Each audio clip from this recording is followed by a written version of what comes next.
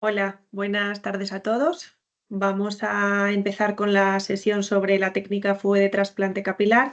Dejamos 5 minutitos por si, bueno, un poquito menos, 2 o 3 minutos por si falta alguien por conectarse, que voy a llegar un poco tarde y ya empezamos. De todas formas, si no, la sesión se quedará grabada y a los que se han inscrito pero no se pueden conectar ahora se les enviará posteriormente. Así que nada, voy a ir compartiendo la presentación y ahora en 2 minutillos empezamos.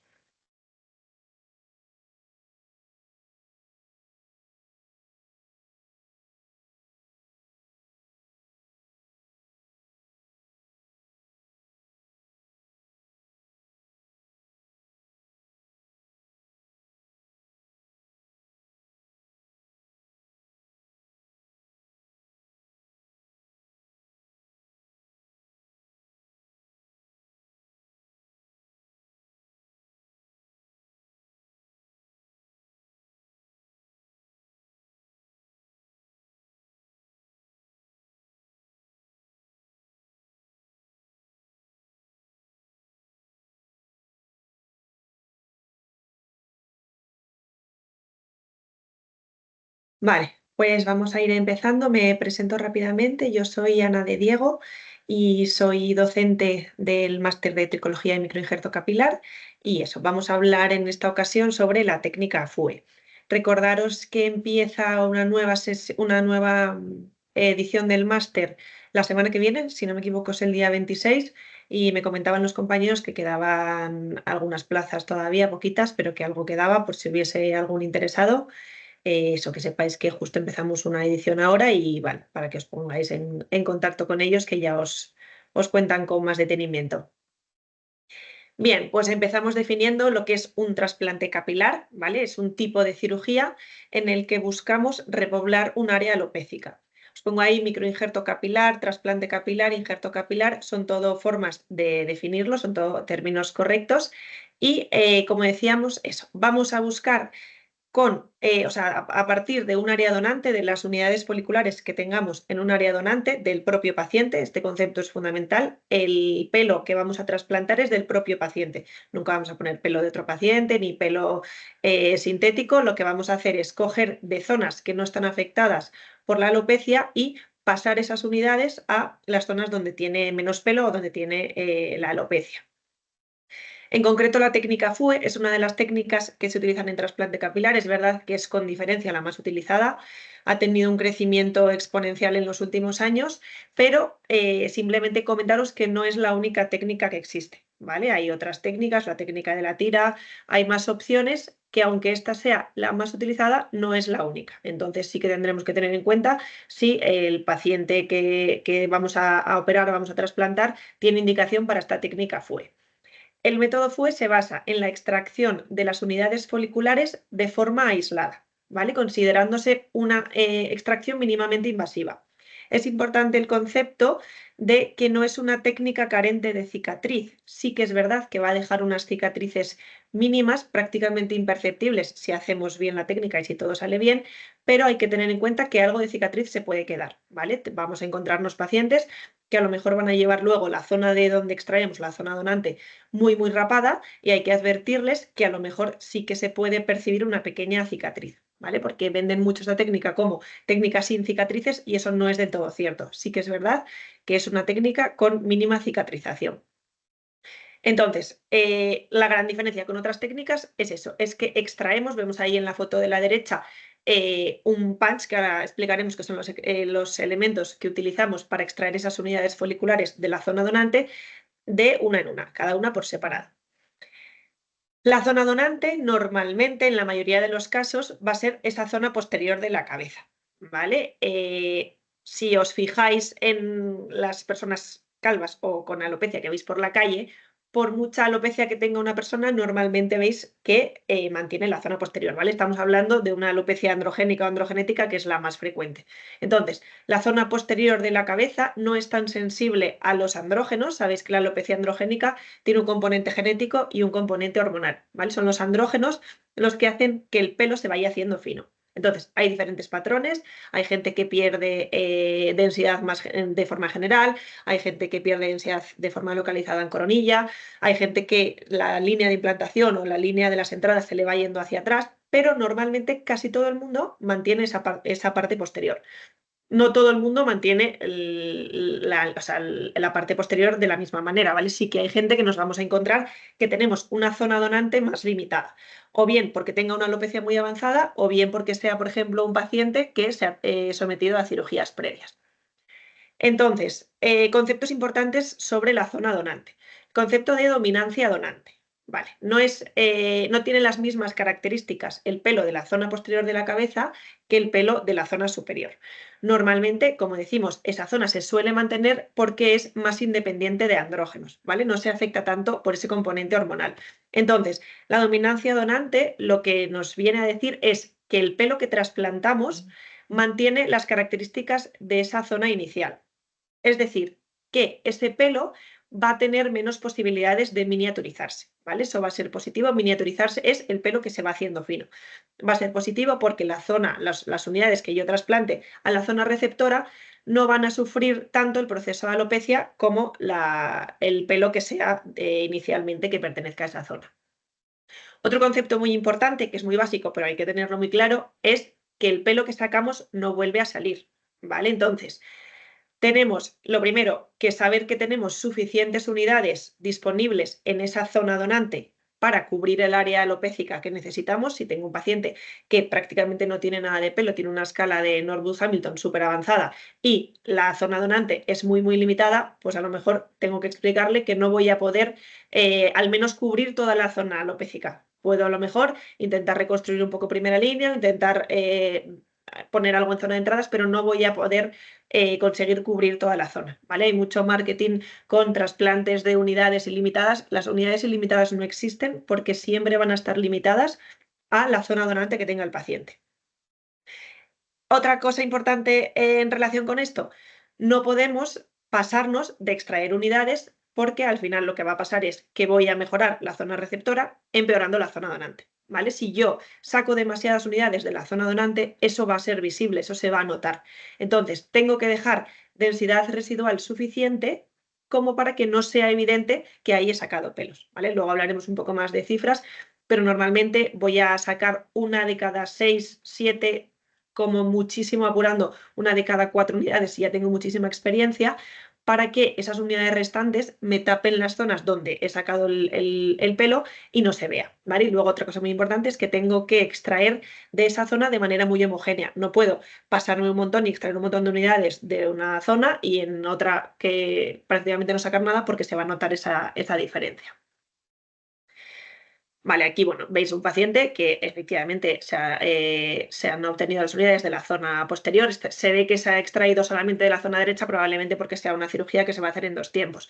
Se ha hecho una reconstrucción de primera línea, redensificación en zona superior y en la coronilla.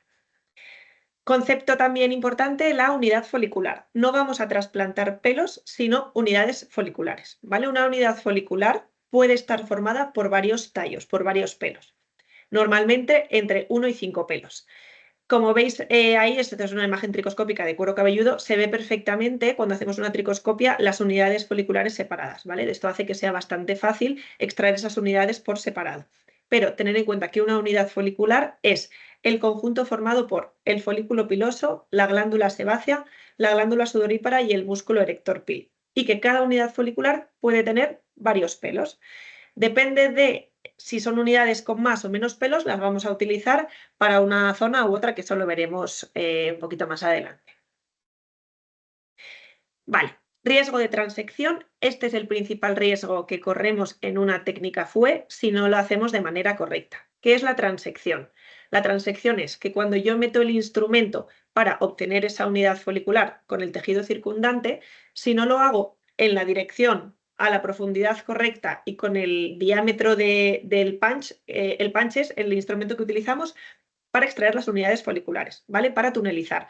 Tunelizar es que yo cojo una unidad folicular, la rodeo y hago una incisión circular de tal manera que la extraigo tanto la unidad folicular como el tejido circundante, ¿vale? Hago un pequeño túnel, un pequeño agujero que, bueno, pues como hablamos, vamos a utilizar instrumentos con diámetro muy pequeñito que luego va a ser prácticamente imperceptible.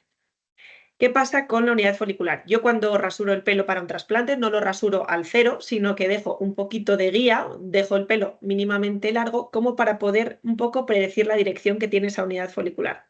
¿Qué pasa? Que dentro del cuero cabelludo esa dirección puede variar. Entonces, como veis en el dibujo de la izquierda, si yo en este caso meto el punch de manera completamente paralela a la guía que yo tengo por fuera, voy a ver que estoy rompiendo la unidad folicular, ¿vale? Si yo transecciono, si yo rompo una unidad folicular, no solo no voy a poder implantarla en la zona receptora, sino que la voy a perder también en zona donante, ¿vale? Entonces, esto es un riesgo que hay que controlar muchísimo. La forma de controlarlo es tener mucha práctica, practicar todo lo posible, entrenar. Es una cirugía, la técnica fue que requiere de mucho entrenamiento, ¿vale? Parece a lo mejor más simple a nivel teórico, pero luego cuando empezamos nos damos cuenta de que no es tan sencillo. Entonces, tengo que utilizar un punch de diámetro correcto, adaptado al grosor de las unidades foliculares del paciente. Tengo que realizar esa tunelización con una profundidad correcta y tengo que hacer, cuando yo empiezo a extraer en una cirugía, empiezo haciendo las primeras tunelizaciones de forma muy despacito, fijándome muy bien, porque si veo que me estoy cargando todas las unidades foliculares, es que no lo estoy haciendo bien, ¿vale? Entonces puede ser porque ese pelo sea más rizado o porque la dirección cambie respecto a la que vemos por fuera del cuero cabelludo. Muchas veces, incluso dentro de una misma unidad folicular, los diferentes tallos tienen diferentes direcciones, ¿vale? Entonces, esto, intentad entrenar todo lo que podáis y tener mucho cuidado con esto, porque unidad folicular que transeccionemos, que rompamos, la vamos a perder en zona donante y en zona receptora. Entonces, la tasa de transección, que siempre va a haber algo de transección, siempre se nos puede romper alguna unidad folicular, pero tenemos que intentar que sea mínima. Vale, hemos dicho antes que es una cirugía, como cualquier cirugía de medicina estética, otro tipo de cirugías, tiene que hacerse en un quirófano con unos estándares de calidad y esterilidad. Sí que es verdad que en algunas clínicas no hay un quirófano como tal, sino que hay una sala blanca que está adaptada para poder hacer este tipo de cirugías. Siempre es recomendable que al lado de esa sala blanca, de ese quirófano, tengamos otra sala donde nos veamos previamente con el paciente. ¿Vale? Ahora vamos a ver un poco el proceso desde que el paciente llega a la clínica hasta que sale ya con la cirugía hecha. Tenemos que hacer un diseño, tenemos que hacer el rasurado, idealmente hacerlo nosotros en la clínica, tenemos que hacer fotografías. Entonces lo ideal será que tengamos una sala anexa al quirófano donde podamos recibir al paciente y hacer todo este proceso. Sí, puede ser una sala con buena luz para hacer las fotos, que sean todas parecidas, etcétera.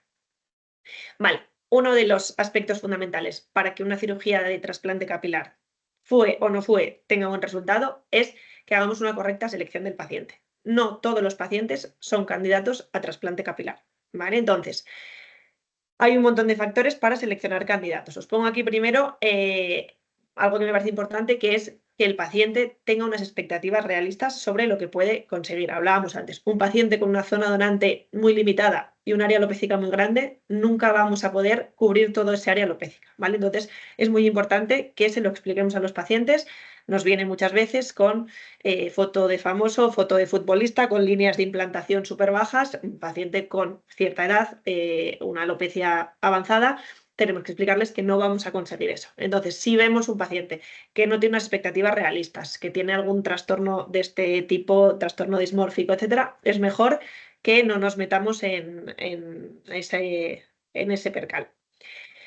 Otros factores para seleccionar un paciente para cirugía capilar. No todas las alopecias son trasplantables, ¿vale? Entonces, yo siempre insisto mucho en esto, aunque nosotros queramos hacer solamente trasplante capilar, solo nos guste la parte quirúrgica de esta especialidad, es muy importante que tengamos una base de tricología, ¿vale? Tenemos que conocer muy bien todos los tipos de alopecia, tenemos que saber hacer un correcto diagnóstico de cada tipo de alopecia y tenemos que saber qué alopecias podemos trasplantar y qué alopecias no se puede trasplantar, ¿vale? Una alopecia areata nunca la puedo trasplantar. Dentro de que una alopecia sea trasplantable, lo ideal además será trasplantarlo cuando esa alopecia esté estable. Veremos más adelante que siempre o casi siempre vamos a asociar tratamiento médico al trasplante capilar. Trasplante capilar al final es el tratamiento final para acabar de mejorar una alopecia. Pero yo cuando me viene un paciente que nunca se ha tratado, nunca ha hecho ningún tratamiento, le preocupa el pelo, ha ido perdiendo densidad, lo primero que hacemos es optimizar el tratamiento médico. ¿Por qué? Porque aunque ese paciente yo ya sepa que se va a trasplantar, si yo mejoro la densidad todo lo posible con tratamiento médico previamente, vamos a llegar a la cirugía en mejores condiciones. Vamos a necesitar menos unidades foliculares. Las unidades de la zona posterior van a ser de mejor calidad, ¿vale? O también puede pasar que alguien venga con idea de hacerse un trasplante capilar, yo le ponga tratamiento médico y mejore tanto con tratamiento médico que luego no llegue a necesitar ese trasplante o no quiera hacerse finalmente ese trasplante. Entonces, mi consejo es siempre tratar las alopecias que estén estables y una vez que estén estables, plantearnos si para acabar de mejorar necesitamos un trasplante. Por ejemplo, las alopecias cicatriciales se pueden trasplantar, ¿vale? Sí que hay que tener en cuenta ciertas cosas, no vamos a poder esperar el mismo resultado de una alopecia androgénica que de una alopecia cicatricial, pero por poder se puede trasplantar, sabiendo siempre y explicando al paciente las expectativas y lo que podemos esperar de esa cirugía. En una piel atrófica nunca va a ser el resultado igual de bueno que en un cuero cabelludo sano. Y sobre todo es muy importante que si vamos a trasplantar una alopecia cicatricial esté estable, ¿vale? Entonces, hay un montón de cosas a tener en cuenta, lo que hablábamos antes, qué grado de alopecia tengo, qué unidades dispongo. Otros factores, por ejemplo, si el paciente está dispuesto a raparse o no. Esto va a condicionar, ahora lo vemos cuando hablemos del rasurado, porque si no se rapa voy a tener menos zona donante. Entonces, todo eso son cuestiones que tenemos que hablar previamente con el paciente. Es fundamental siempre hacer una consulta pretrasplante, explicar todo, que el paciente entienda qué podemos esperar, cómo vamos a llegar a esa mejoría y que esté dispuesto a aceptar y a colaborar, pues eso, en tratarse, en tener unas expectativas realistas, etcétera. Para preparar al paciente, pues bueno, al final una cirugía, hay que hacer pruebas prequirúrgicas, analítica, electro, sobre todo, obviamente en cardiópatas y en pacientes de más edad, una correcta historia clínica, anamnesis, exploración, bien, todo el proceso previo que haríamos en cualquier otro tipo de cirugía. Siempre especial atención a la medicación que toma, patologías graves, alergias, sobre todo medicamentosas. Bueno, al final eso lo que haríamos en cualquier otra cirugía. Si vamos a hacerlo con anestesia general, será necesario aparte que tenga una consulta previa con el anestesista.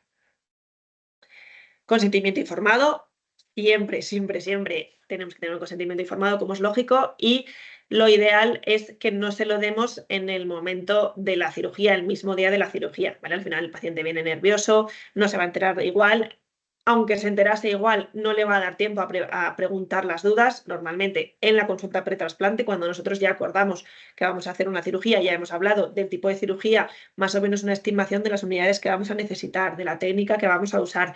Le damos el consentimiento, el paciente se lo lleva a su casa, lo lee con detenimiento y tiene la oportunidad de preguntarnos las dudas que tenga, ¿vale? Pero parte de consentimiento informado, por supuesto, fundamental no saltársela.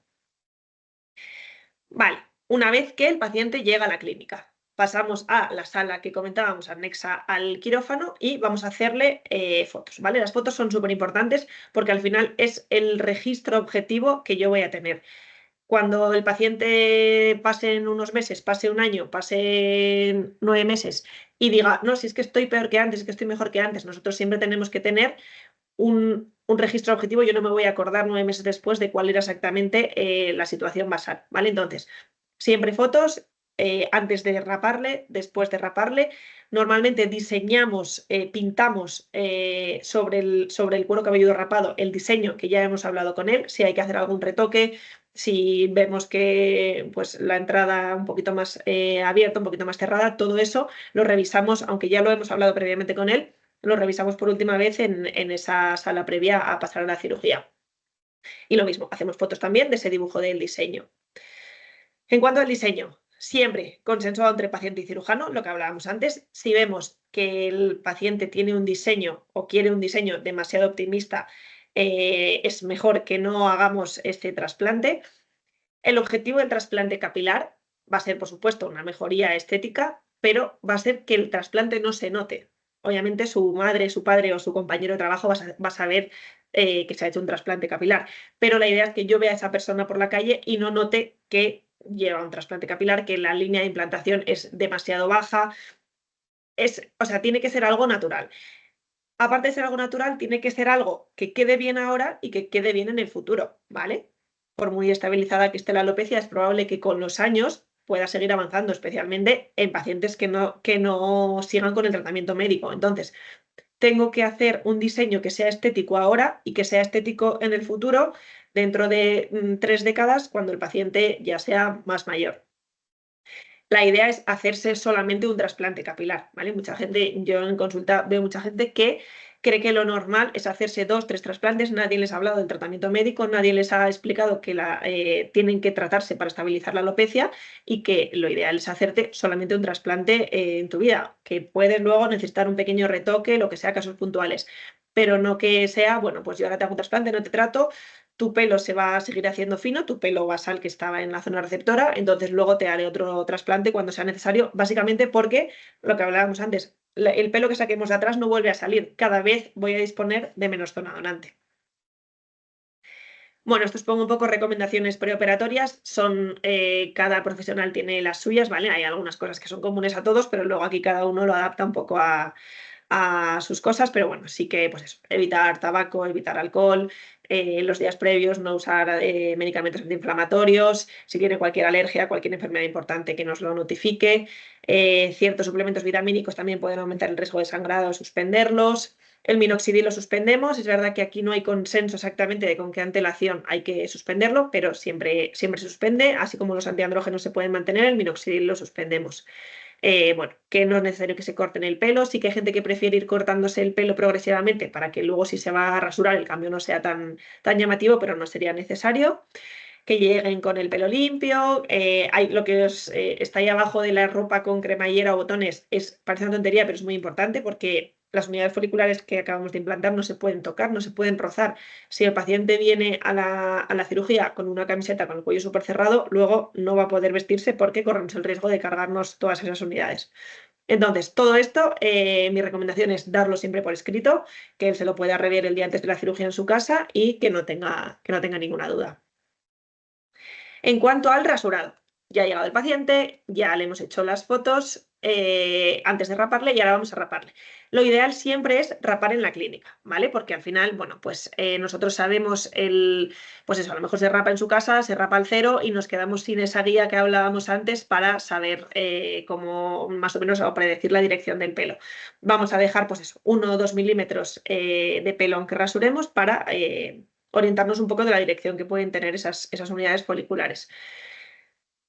Hay varias opciones de rasurado. Lo ideal en una técnica FUE es rasurado completo, como vemos a la izquierda. Eso va a ser lo más cómodo y eso va a ser la forma en la que podamos obtener más unidades y trabajar mejor. ¿Vale? Si rasuramos la zona donante siempre vamos a tener que rasurarla, más o menos. La zona receptora es verdad que a veces que no la vamos a rasurar. Trasplantamos muchas veces mujeres que, bueno, pues por cuestiones lógicas no quieren raparse el pelo. Sí que es verdad que para las mujeres estéticamente es más complicado, entonces normalmente ahí haremos trasplantes sin rasurar la zona receptora, ¿vale? Siempre son más incómodos. Al final, si tengo pelos que me están molestando, no puedo realizar la implantación de una manera tan cómoda como lo hago si está rasurado, pero bueno, saber que sí existe esa opción. Luego hay otras variantes de la técnica FUE que ya no vamos a entrar hoy, pero hay FUE de pelo largo, ¿vale? Que se hace sin necesidad de rapar, pero en el FUE clásico siempre vamos a tener que rasurar al menos la zona donante. ¿Qué opciones tenemos si tampoco queremos rasurarnos del todo la zona donante? Con lo mismo, una mujer que no quiere raparse la zona posterior. Podemos hacer este rasurado que veis ahí por ventanas o por microtiras, ¿vale? El microtiras quizás se ve menos, lo que sí hacemos mucho en mujeres es ese rasurado por ventanas. Rasuro una zona de esa parte posterior que luego el pelo que está por encima me la va a tapar, de tal manera que si yo llevo el pelo suelto, me pongo una coleta por encima, no se me va a ver. ¿Qué pasa al hacer ventanas? Limito muchísimo la zona donante. ¿Vale? Yo por mucho que haga una ventana, no puedo sacar todas las unidades que hay ahí. Tengo que dejar, como hablábamos antes, esa densidad residual para que no se note que las he sacado. Entonces, siempre tener en cuenta que si no hacemos un rasurado completo de zona donante, hablando siempre del FUE clásico, otra cosa es que hablemos de FUE de pelo largo, pero el FUE clásico no vamos a poder hacer trasplantes tan grandes como si rasurásemos toda la zona posterior. En cuanto a la anestesia, muy variable también. Hay gente que opera con anestesia general, hay gente que opera sedando al paciente o hay gente que opera con anestesia local, ¿vale? Todas las opciones son válidas, depende de la clínica donde trabajéis o si es vuestra propia clínica la decisión que toméis. Tener en cuenta que, lógicamente, si es una anestesia general, va a requerir un anestesista, una consulta previa con él, entonces, lógicamente, los costes normalmente se van a subir. Sí que es cierto que pues una anestesia general va a ser más cómoda, ¿vale? Tanto para el paciente como para nosotros. Al final son cirugías largas, son cirugías muy demandantes físicamente, que si yo tengo al paciente dormido, pues voy a trabajar más cómodo. También requiere, o sea, también supone más riesgos. Entonces, bueno, ahí va a ser un poco decisión de cada uno. Si utilizamos anestesia local, la mezcla anestésica también, bueno, varía un poquito en cada profesional. Es importante que la anestesia sea tumescente. Bueno, una serie ya de cosas específicas que ya si hacéis el máster lo veréis más en profundidad, que hay un tema o un bloque entero dedicado a esta parte. ¿Cómo colocamos al paciente para la cirugía? Vale, lo normal es que para la extracción, para obtener las unidades foliculares, como normalmente las vamos a obtener de la parte posterior de la cabeza, esté en decúbito prono, ¿vale? Solemos utilizar esas camillas que tienen un agujero para que pueda respirar por ahí y sea un poquito más cómodo. Solemos aprovechar cuando terminamos, por ejemplo, la extracción para, si estamos haciendo un trasplante con anestesia local, que el paciente pueda levantarse, pueda ir al baño, pueda cambiar un poquito de postura, también nosotros, y luego la implantación normalmente vamos a hacerla en decúbito supino, ¿vale? Hay veces que si sacamos pelitos de la zona más lateral podemos ponerla en decúbito lateral, pero normalmente vamos a hacer primero la extracción con el paciente boca abajo y después cuando empecemos a implantar le ponemos boca arriba. Vale, pues hasta aquí tenemos el diseño, el rasurado del área donante, de donde vamos a extraer las unidades foliculares. Ahora vendría la extracción de esas unidades foliculares y luego su clasificación para después implantarlas. Estos punch son los instrumentos que decíamos que utilizamos para hacer esa extracción, para obtener esas unidades foliculares, en el caso de FUE, de forma aislada, de una en una. Los punch han ido evolucionando también mucho en los últimos años. Antes eran punch de diámetro mucho mayor, cada vez son más diámetros más finos, más automatizados, etc. Según la pieza de mano, digamos, a la que está acoplada, existe el punch manual. Lo que hacemos en el punch manual es que somos nosotros mismos los que hacemos la tecnología más básica, ¿vale? La que se usaba antiguamente. Sí que es verdad que ahora se usa mucho menos, pero sí que hay gente que lo sigue prefiriendo. Eres tú quien tiene que hacer la rotación con la presión y la profundidad correctas para extraer esa unidad folicular. La ventaja que tienes con el punch manual es que quizás tengas mayor control de la profundidad y de la presión que estás haciendo.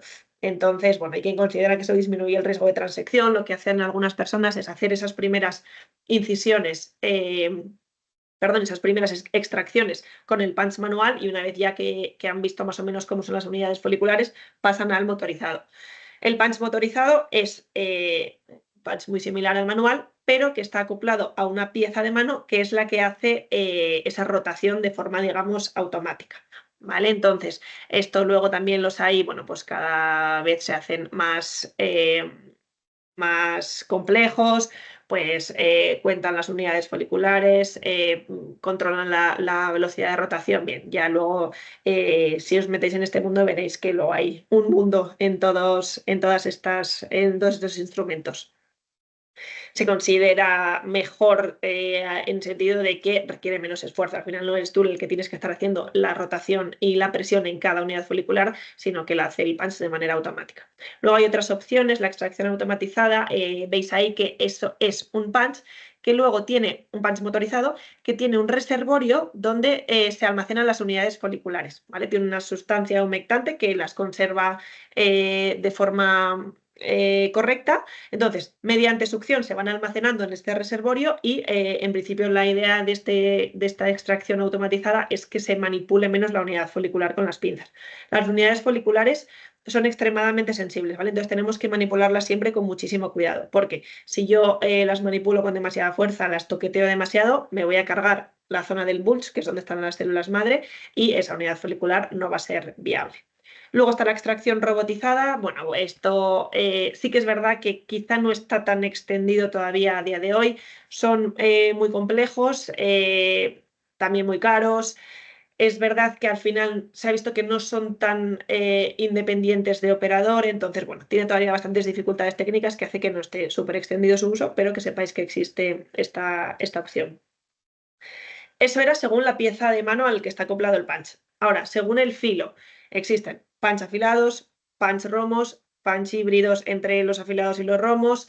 Bien, hay varias versiones. Ese que veis ahí a la derecha cerrado, bueno, ahí cada uno tiene sus ventajas. El afilado permite tener más velocidad y menos, o sea, y daña menos el tejido, pero se supone que tiene un mayor riesgo de transección, de romper el folículo. El romo sí que es más lento, pero tiene menos transección. Entonces, bueno, ahí sí que es verdad que cada profesional tiene sus preferencias y los habrá que trabajen mejor con punch afilados y los habrá que trabajen mejor con punch romos. Pongo aquí algo un poquito más reciente, que son los dispositivos multifásicos. Los que están en la foto son los de Tribellini. Los multifásicos lo que hacen es, además de ese movimiento, esa rotación, hacen también movimiento de vibración y de oscilación, ¿vale?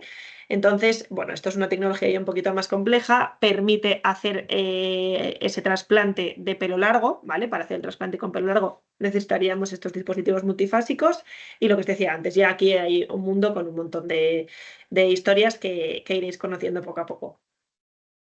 ¿Qué pasa si no hacemos una buena tunelización? ¿Vale? Hablábamos antes que no sacábamos solo la unidad folicular, sino que sacábamos la unidad con el tejido circundante. Si no tunelizo correctamente, puede que no se suelten esas adherencias laterales, puede que a intentar extraer la unidad se rompa. El decaping es cuando tiras de la unidad folicular y sale solamente la porción superior del folículo, ¿vale? Esa unidad no la voy a poder ni implantar en zona receptora, ni me va a crecer en zona donante. Entonces, bueno, injertos enterrados, hay que tener mucho cuidado cuando hagamos el recuento de no dejarnos ninguna unidad olvidada. O sea, yo cuando hago la tunelización, es verdad que a veces la propia unidad va a salir del cuero cabelludo, pero hay veces que se van a quedar ahí en cuero cabelludo. Entonces yo luego tengo que ir recolectándolas y asegurarme de que no dejo ninguna. Lo dicho, extraigo, ya están separadas del cuero cabelludo, pero luego tengo que, con ayuda de unas pinzas, recolectarlas. O hablábamos antes, hay otras opciones, como por ejemplo son sistemas automatizados que las recolectan mediante succión.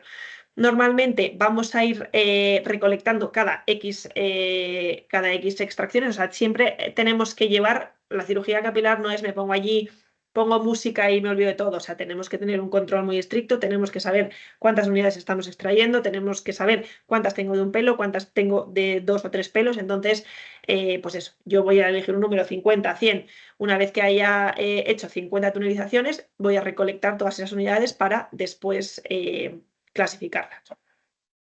Os pongo aquí el trasplante de pelo corporal, ¿vale? Simplemente que sepáis que existe, no siempre vamos a obtener el pelo de la zona posterior de la cabeza, sino que va a haber algunos casos que el pelo que obtengamos para cubrir el área alopécica sea de alguna zona del cuerpo, ¿vale? Son trasplantes que en general no es una indicación de primera línea, ¿vale? Puede estar indicado, pues, por ejemplo, en pacientes con área donante escasa porque ya se hayan sometido a trasplantes previos o pacientes muy jóvenes con bastante vello corporal y que tengan un área alopécica muy grande. Tienen características específicas, los pelos de otras zonas del cuerpo no son exactamente iguales que el cuero cabelludo, entonces hay que tener estas cosas en cuenta. Normalmente son solamente de un pelo, no hay tantas unidades múltiples como tenemos en la cabeza y bueno, no voy a utilizarlas en zonas que sean muy visibles, no voy a poner un pelo del pecho aquí en primera línea porque no va a quedar natural, ¿vale? Entonces se utilizaría más para redensificar, bueno, que sepáis que existe, aunque no es una cirugía así de primera indicación, pues mira, en vez de la cabeza te saco el pelo del pecho, ¿vale? Pero que sí que se puede hacer.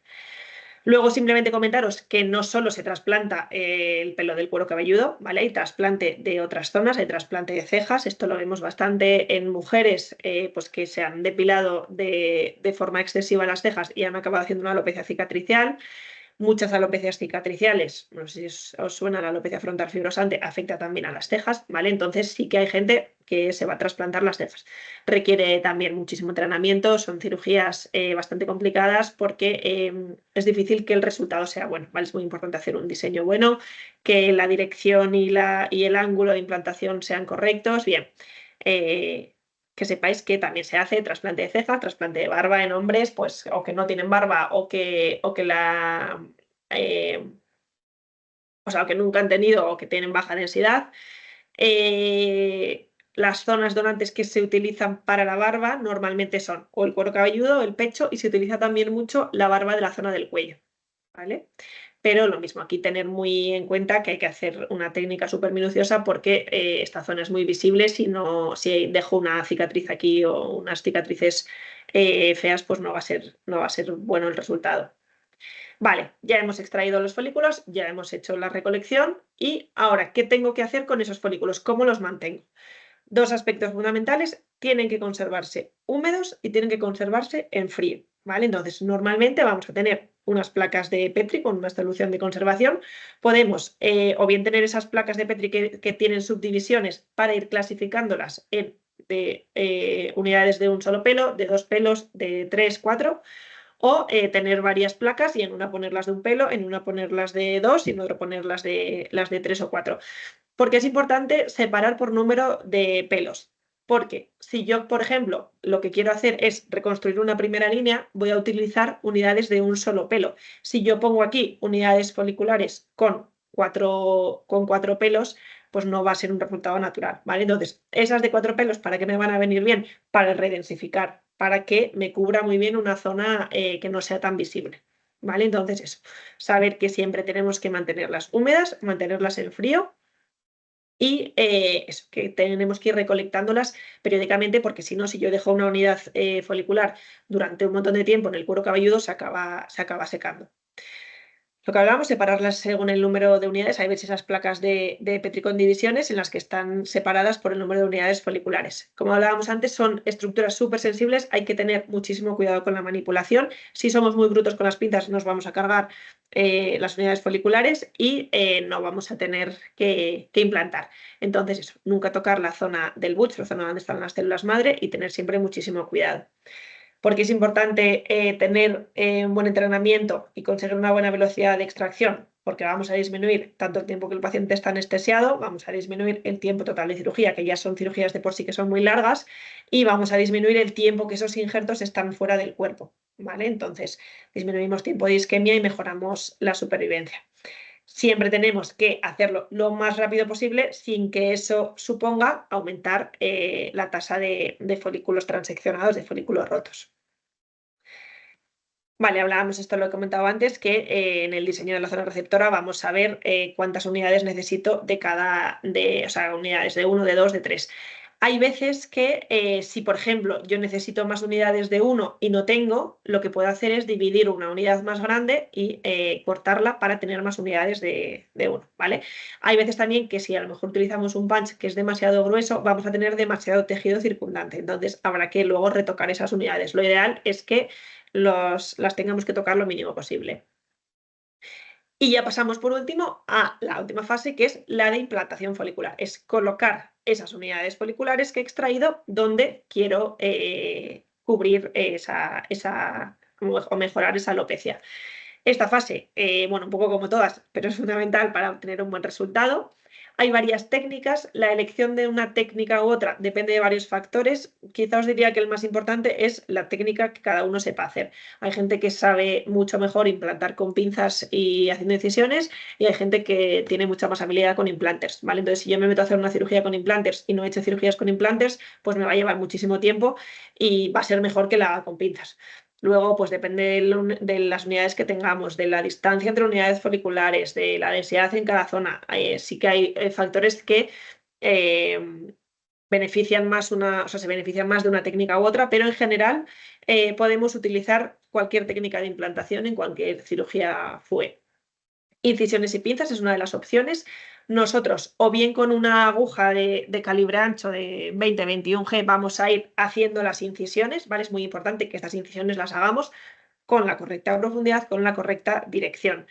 Y después, sobre esas incisiones que ya hemos hecho, con ayuda de unas pinzas, hay gente que implanta con una sola pinza, hay gente que se ayuda de 2 pinzas, vamos a ir metiendo cada unidad folicular en la incisión previamente creada.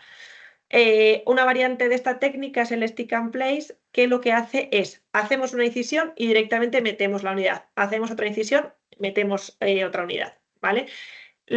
Quizá la más extendida es hago todas las incisiones y luego meto todas las unidades foliculares, pero existe también esa opción. Esto sería una implantación en 2 tiempos. Primero hago las incisiones, luego meto la unidad folicular. Los implanters son unos dispositivos que nos permiten hacer la implantación en un solo tiempo, ¿vale? Entonces, existen lo mismo, diferentes diámetros.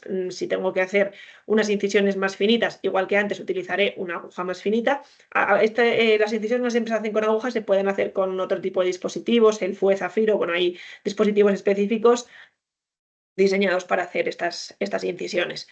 Lo dicho, con los implantes lo que hago es, se carga cada unidad folicular en un implanter, en un dispositivo como los que vemos, y en un mismo tiempo voy a hacer la incisión y la inserción de esa unidad folicular, ¿vale? Entonces, esto requiere de una coordinación entre todo el equipo quirúrgico en el que hay alguien que está cargando los implantes, pasa ese implanter, el que está implantando introduce la unidad folicular, devuelve el implanter vacío para que lo vuelvan a cargar, ¿vale? Entonces es un proceso que lo que hablamos requiere cierto entrenamiento para que se haga de una forma pues más o menos coordinada y rápida y que no nos alarguemos mucho.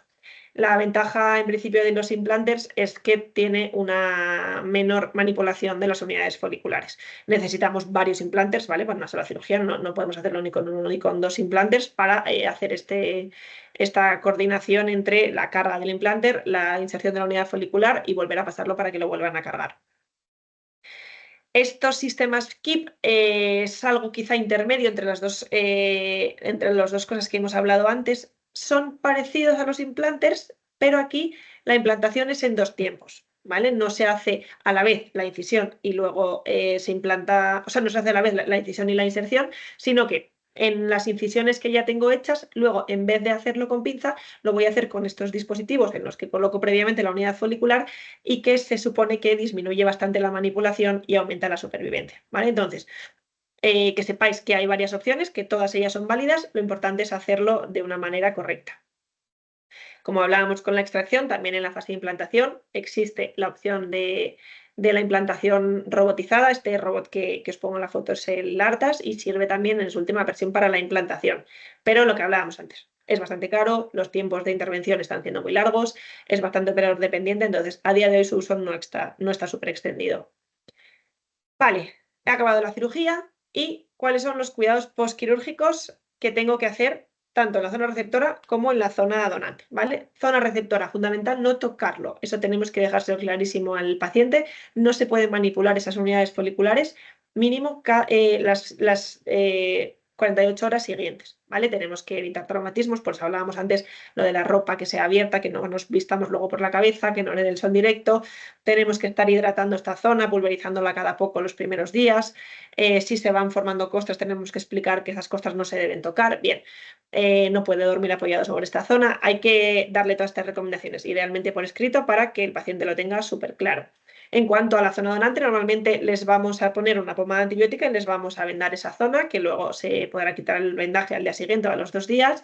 Esta zona ya pueden empezar a limpiarla con normalidad antes, con agua y jabón.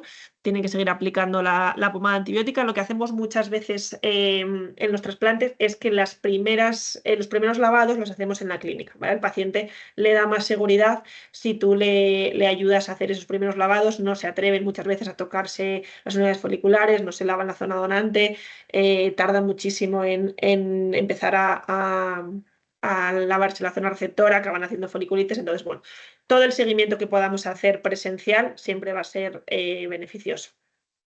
En cuanto al resultado, ¿vale? El resultado de un trasplante depende de muchos factores, ¿vale? Empezando por hacer un correcto diagnóstico de alopecia, lo que hablábamos antes, no todas las alopecias son trasplantables. Dentro de las alopecias trasplantables tenemos que hacer la cirugía cuando estén estables. El resultado final va a depender también de las características del pelo, de las características del cuero cabelludo del paciente, de que hayamos elegido la técnica de manera correcta, de que hayamos ejecutado esa técnica de manera correcta, de que hayamos hecho un buen diseño, de que el paciente se haya cuidado bien, haya cumplido con los cuidados post-trasplante en su casa. Entonces, bueno, depende de muchos factores, ¿vale? Todo lo que esté en nuestra mano, lógicamente tenemos que intentar minimizar todo posible riesgo. Y muy, muy importante, explicar al paciente que el resultado final va a tardar por lo menos un año, ¿vale? Muchas veces, incluso después del trasplante, el paciente está peor de lo que estaba. A veces hacen efluvios bastante importantes, hacen caídas bastante importantes, el pelo que sale al principio es muy finito, luego va cogiendo densidad, entonces tenemos que dejarles muy claro porque normalmente si el paciente no sabe, o sea, si el paciente cree que una vez sale de la cirugía ya va a tener una densidad buenísima y empieza a verse que los primeros meses aquello no acaba de tirar, pues va a pensar que le hemos hecho mal el trasplante, ¿vale? Entonces explicarles todas las fases por las que va a ir pasando, que le van a salir costras, que no tiene que retirar esas costras, que luego esas unidades implantadas se pueden caer, que bien, que él sepa qué se puede esperar. Y lo que hablábamos antes, los cuidados post-trasplante son tan importantes o más que hayamos hecho el trasplante de forma correcta y hayamos hecho todo genial. Si luego el paciente no se cuida de esas unidades trasplantadas, el resultado puede no ser bueno. Importante seguir a esos pacientes. Supongo ahí Turquía, sabéis que antes todavía hay gente que lo sigue haciendo, pero estuvo muy de moda irse a Turquía a hacer su trasplante capilar. Bueno, pues yo personalmente no lo entiendo, irte a hacer una cirugía de este tipo a otro país, que luego vuelves y quién te sigue. Entiendo que hacen seguimiento telemático, etcétera, pero bueno, lógicamente siempre vas a seguir más a un paciente, siempre va a tener más accesibilidad para contactar contigo si se trasplanta en una clínica donde luego tiene un seguimiento, unas citas posteriores, si les sigues haciendo tratamientos, etcétera. Entonces, bueno, si hay alguien todavía que se le ocurre ir a Turquía, bueno, pues yo lo desaconsejaría. Y nada, como conclusión eso, que es una técnica que cada vez es más popular, que prácticamente es la que más se hace hoy en día, aunque existen otras técnicas, que es muy importante que entrenemos muy bien y que sepamos hacerlo muy bien para que obtengamos buenos resultados de cirugías. Si empezáis con esta técnica, yo os recomendaría eso. Lo primero, tener una base teórica sólida, conocer los tipos de alopecia, conocer bien saber hacer un buen diagnóstico, conocer los tratamientos médicos y luego, bueno, pues practicar todo lo que podamos e intentar hacer la cirugía de la mejor manera posible y, bueno, explicar al paciente la parte también que tienen que hacer ellos de los cuidados postquirúrgicos para que ese resultado sea bueno. Entrenamiento, por cierto, tanto de los médicos como los técnicos. No lo he comentado antes, pero bueno, sabéis que la cirugía de trasplante capilar normalmente está presente un cirujano y uno o varios técnicos, normalmente varios. Entonces es muy importante también que, igual que nosotros, ellos estén muy entrenados y hagan las cosas muy bien para que el resultado sea bueno. Los técnicos son fundamentales en las cirugías de trasplante capilar. Y nada, yo creo que con esto estamos. Voy a ver si hay alguna pregunta. Aquí me parece que sí. Vale. Pues no, no era una pregunta. Bueno, espero, David, que hayas podido escucharlo. Nada, si tenéis alguna pregunta, me ponéis por aquí por el chat y lo resolvemos.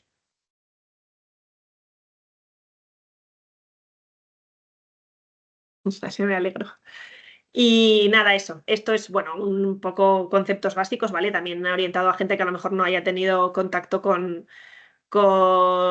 el trasplante capilar o con la tricología en general, que sepa un poco en qué consiste esta técnica, gente que ya sepáis un poquito más, pues recordar los conceptos más importantes. Luego esto durante el máster se ve de manera más extensa y sobre todo se ve de manera más práctica, ¿vale? Sí que hacemos mucho hincapié en la parte teórica, pero luego lo fundamental en este caso es la parte práctica. Sabéis que tenemos prácticas en paciente real, en quirófano, entonces, bueno, podéis por lo menos vivir esto del trasplante capilar, saber cómo es una cirugía real y luego ya lógicamente cada uno tiene que intentar practicar todo lo que pueda para perfeccionar la técnica.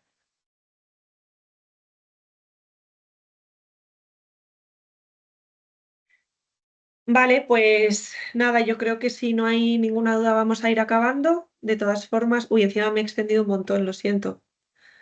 Respecto a referente al punch. A ver, perdón, la leo por si acaso no la podéis ver los demás. Me preguntan qué material recomiendo con respecto a extracción e implantación referente al punch y al implanter. Yo recomiendo el material que mejor te vaya a ti. O sea, yo lo que te recomiendo es que si puedes, pruebes todas las opciones, ¿vale? Pues, por ejemplo, en mi caso yo te diría que utilices un punch motorizado, ¿vale? Porque son mucho más cómodos, son menos cansados. Sí que es verdad que luego hay gente que prefiere el punch manual aunque sea una tecnología más básica. Entonces, eso tienes que ir viendo un poco con qué te manejas mejor.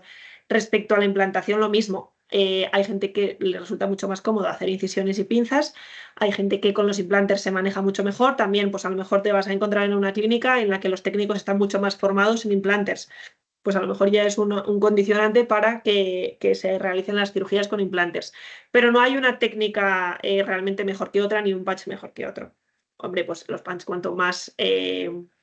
cuanto más automatizados, etcétera, pues en eso se va avanzando, ¿no? Pero incluso aunque usemos un punch manual, se puede hacer una cirugía con una técnica perfecta.